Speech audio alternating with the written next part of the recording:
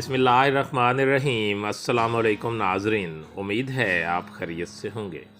Welcome करते हैं एक बार फिर आपको आपके अपने यूट्यूब चैनल दारुल हिकमत उर्दू पर एक नई वीडियो के साथ। दोस्तों, आज की हमारी वीडियो पिछली वीडियो का पार्ट 2 है, जिसमें हमने आपको टॉन्सिल्स के बारे में बताया था। आज हम इस वीडियो में आपको टॉन्सिल्स के ऑपरेशन और उसके इलाज के बारे में बताएंगे। तो दोस्तों, शुरू करते हैं। दोस्तों, यहाँ ये बात भी काबिल गौर है कि बाज़ डॉक्टर मरीज़ के टॉन्सिल्स 4 साल की उम्र में भी निकाल देते हैं, जबकि कुछ मरीज़ों के लिए 5 साल में निकलवाना ज़रूरी समझा जाता है। ऐसा इस सूरत में मुमकिन है जब टॉन्सिल्स बेहद फूल चुके हों, जिससे बच्चे को खाने में दिक्कत हो, या जोड़ का दर्द, सीने का दर्द या पेट में दर्द हो। इन तमाम सूरतों में बच्चे की उम्र 6 साल से कम हो तब भी टॉन्सिल्स निकाल दिए जाते हैं। 4 साल से कम उम्र में टॉन्सिल्स निकलवाना ज़रूरी हो जाए तो कम अज़ कम 2 मुआलिज की एक जैसी आरा के बाद फैसला कीजिए। टॉन्सिल्स के ऑपरेशन के बाद मरीज़ के मुंह से वक्फे से मामूली सा खून बहता है, जो थोड़ी देर बाद अदविया के असर से खुद ब खुद रुक जाता है।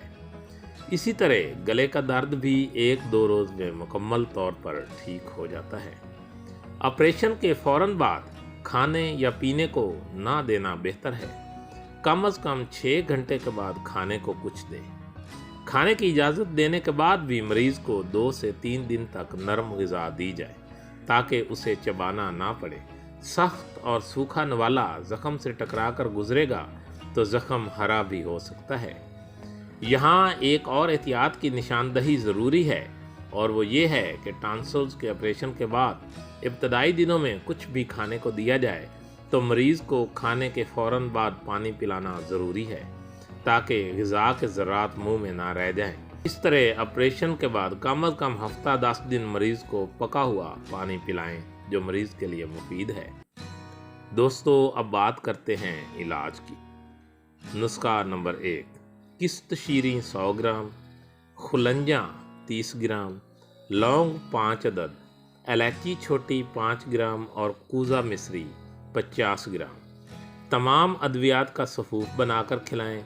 दिन में 6 बार मिश्री चूसना भी अपना मामूल बनाएं। ये गले का कैंसर हो या टॉन्सिल्स, उनके लिए बेहद मुफीद है।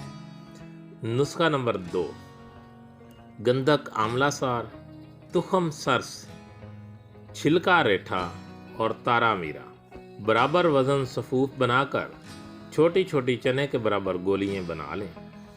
2 गोली 3 वक्त पानी के साथ खाएं।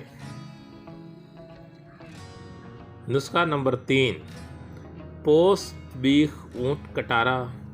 ये ताज़ा और खुश्क दोनों हालतों में काम करती है। 2 से 4 ग्राम छिलका कूट कर रख लें।